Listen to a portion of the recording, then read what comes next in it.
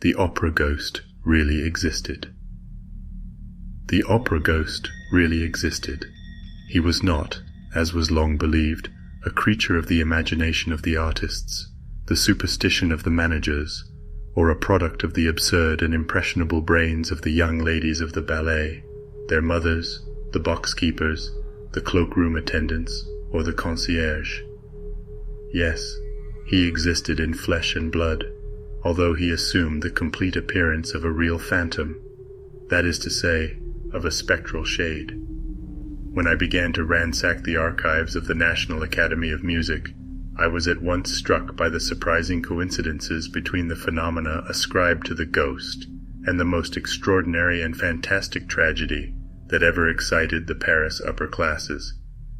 And I soon conceived the idea that this tragedy might reasonably be explained by the phenomena in question.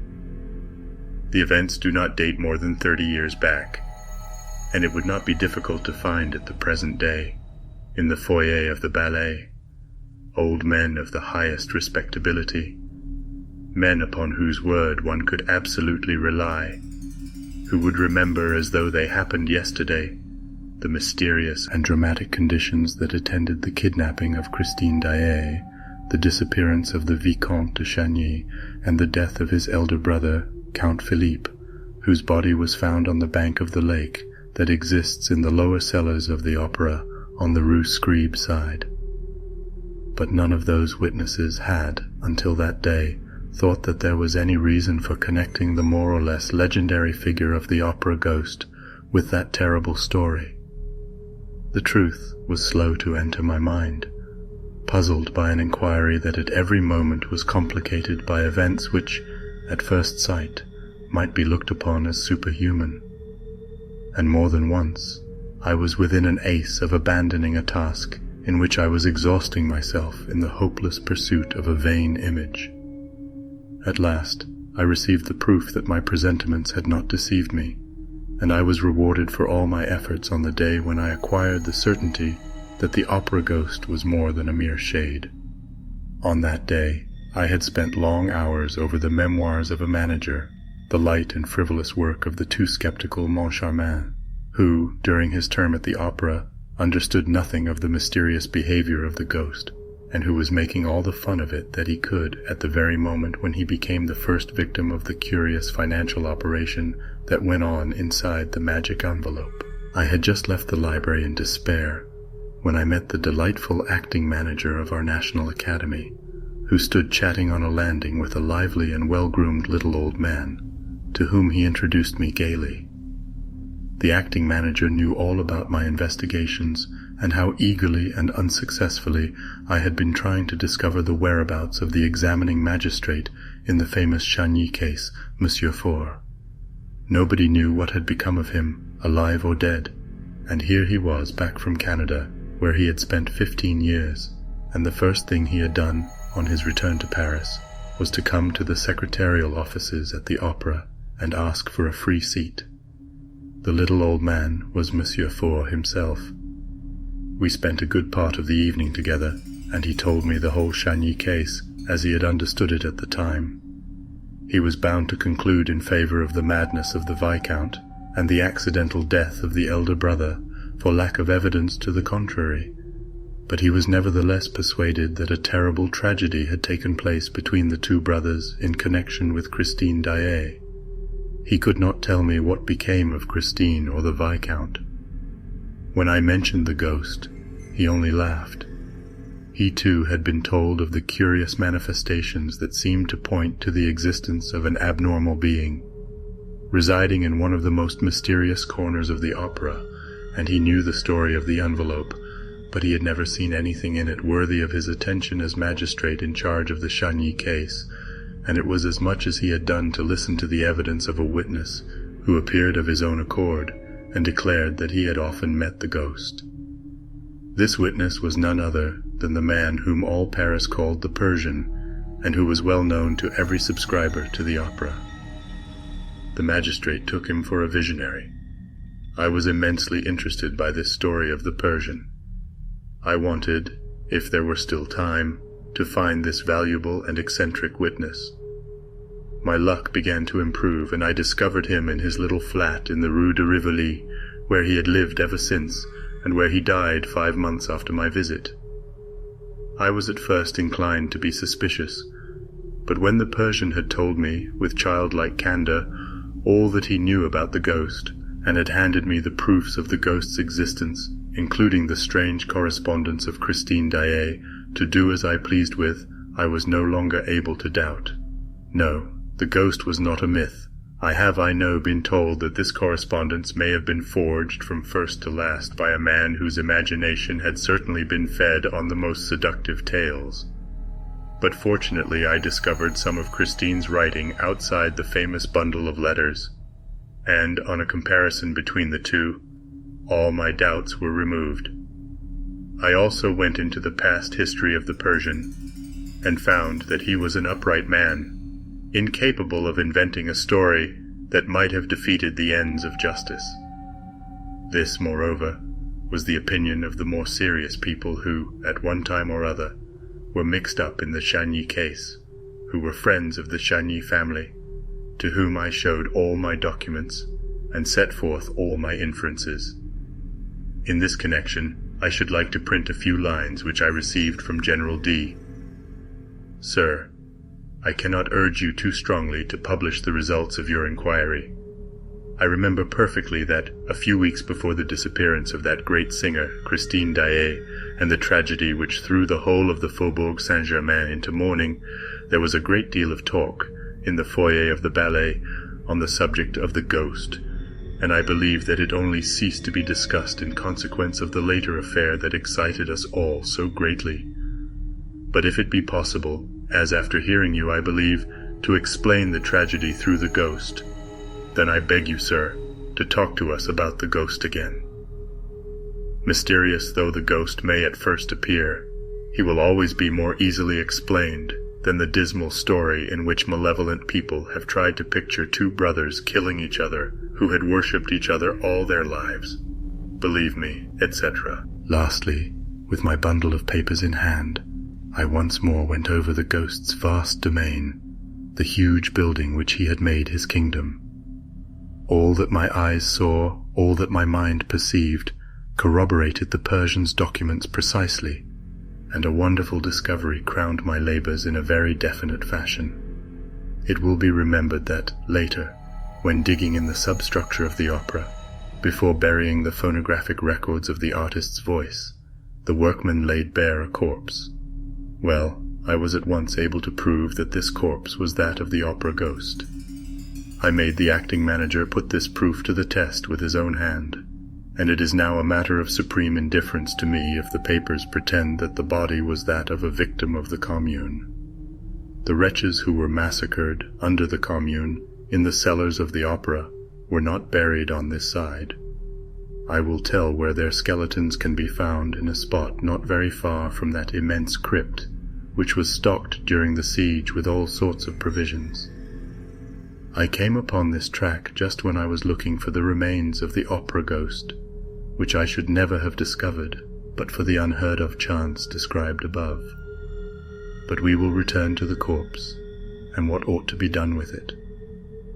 For the present, I must conclude this very necessary introduction by thanking Monsieur Mifois, who was the commissary of police called in for the first investigations after the disappearance of Christine Daae, Monsieur Remy, the late secretary, Monsieur Mercier, the late acting manager, Monsieur Gabriel, the late chorus master, and more particularly Madame la Baronne de Castelot-Barbezac, who was once the little Meg of the story, and who is not ashamed of it, the most charming star of our admirable corps de ballet, the eldest daughter of the worthy Madame Giry, now deceased, who had charge of the ghost's private box. All these were of the greatest assistance to me, and thanks to them, I shall be able to reproduce those hours of sheer love and terror in their smallest details before the reader's eyes. And I should be ungrateful indeed if I omitted, while standing on the threshold of this dreadful and veracious story, to thank the present management the opera, which has so kindly assisted me in all my inquiries, and Monsieur Messager in particular, together with Monsieur Gabillon, the acting manager, and that most amiable of men, the architect entrusted with the preservation of the building, who did not hesitate to lend me the works of Charles Garnier, although he was almost sure that I would never return them to him. Lastly, I must pay a public tribute to the generosity of my friend and former collaborator, J. Lacroze, who allowed me to dip into his splendid theatrical library and to borrow the rarest editions of books by which he set great store. Gaston Leroux, Is It the Ghost? It was the evening on which Madame de Bienne and Poligny, the managers of the opera, were giving a last gala performance to mark their retirement. Suddenly, the dressing-room of La Sorelli, one of the principal dancers, was invaded by half a dozen young ladies of the ballet who had come up from the stage after dancing Polyeucte. They rushed in amid great confusion, some giving vent to forced and unnatural laughter, others to cries of terror. Sorelli, who wished to be alone for a moment to run through the speech which she was to make to the resigning managers, looked around angrily at the mad and tumultuous crowd. It was little James, the girl with the tip-tilted nose, the forget-me-not eyes, the rose-red cheeks, and the lily-white neck and shoulders, who gave the explanation in a trembling voice, "It's the ghost," and she locked the door. Sorelli's dressing-room was fitted up with official commonplace elegance. A pier-glass, a sofa, a dressing-table, and a cupboard or two provided the necessary furniture. On the walls hung a few engravings, relics of the mother, who had known the glories of the old opera in the Rue Le Pelletier, portraits of Vestris, Gardel, Dupont, Bigottini. But the room seemed a palace to the brats of the corps de ballet, who were lodged in common dressing-rooms where they spent their time singing, quarrelling, smacking the dressers and hairdressers, and buying one another glasses of cassis, beer, or even rum, until the call-boy's bell rang. Sorelli was very superstitious. She shuddered when she heard little James speak of the ghost, called her a silly little fool, and then, as she was the first to believe in ghosts in general, and the opera ghost in particular, at once asked for details. "Have you seen him?" "As plainly as I see you now," said little James, whose legs were giving way beneath her, and she dropped with a moan into a chair. Thereupon little Giry, the girl with eyes black as sloes, hair black as ink, a swarthy complexion, and a poor little skin stretched over poor little bones. Little Giry added, "If that's the ghost, he's very ugly." "Oh yes," cried the chorus of ballet girls. And they all began to talk together. The ghost had appeared to them in the shape of a gentleman in dress clothes, who had suddenly stood before them in the passage, without their knowing where he came from. He seemed to have come straight through the wall. "Pooh," said one of them, who had more or less kept her head. "You see the ghost everywhere." And it was true. For several months there had been nothing discussed at the opera but this ghost in dress clothes who stalked about the building from top to bottom, like a shadow, who spoke to nobody, to whom nobody dared speak, and who vanished as soon as he was seen, no one knowing how or where. As became a real ghost, he made no noise in walking. People began by laughing and making fun of this spectre dressed like a man of fashion or an undertaker, but the ghost legend soon swelled to enormous proportions among the corps de ballet. All the girls pretended to have met this supernatural being more or less often, and those who laughed the loudest were not the most at ease. When he did not show himself, he betrayed his presence or his passing by accident, comic or serious, for which the general superstition held him responsible. This chief scene-shifter was a serious, sober, steady man, very slow at imagining things. His words were received with interest and amazement, and soon there were other people to say that they too had met a man in dress clothes with a death's head on his shoulders. Sensible men who had wind of the story began by saying that Joseph Bouquet had been the victim of a joke played by one of his assistants. And then, one after the other, there came a series of incidents so curious and so inexplicable that the very shrewdest people began to feel uneasy. For instance, a fireman is a brave fellow. He fears nothing, least of all fire. Well, the fireman in question, who had gone to make a round of inspection in the cellars, and who, it seems, had ventured a little farther than usual, suddenly reappeared on the stage, pale, scared, trembling, with his eyes starting out of his head, and practically fainted in the arms of the proud mother of little Jean's. And why? Because he had seen coming toward him, at the level of his head, but without a body attached to it, a head of fire. And as I said, a fireman is not afraid of fire. The fireman's name was Pompin. The corps de ballet was flung into consternation. At first sight, this fiery head in no way corresponded with Joseph Bouquet's description of the ghost. But the young ladies soon persuaded themselves that the ghost had several heads, which he changed about as he pleased. And of course, they at once imagined that they were in the greatest danger. Once a fireman did not hesitate to faint. Leaders and front row and back row girls alike had plenty of excuses for the fright that made them quicken their pace when passing some dark corner or ill-lighted corridor. Our Sorelli herself, on the day after the adventure of the fireman, placed a horseshoe on the table in front of the stage doorkeeper's box, which everyone who entered the opera, otherwise than as a spectator, must touch before setting foot on the first tread of the staircase. This horseshoe was not invented by me, any more than any other part of this story, alas.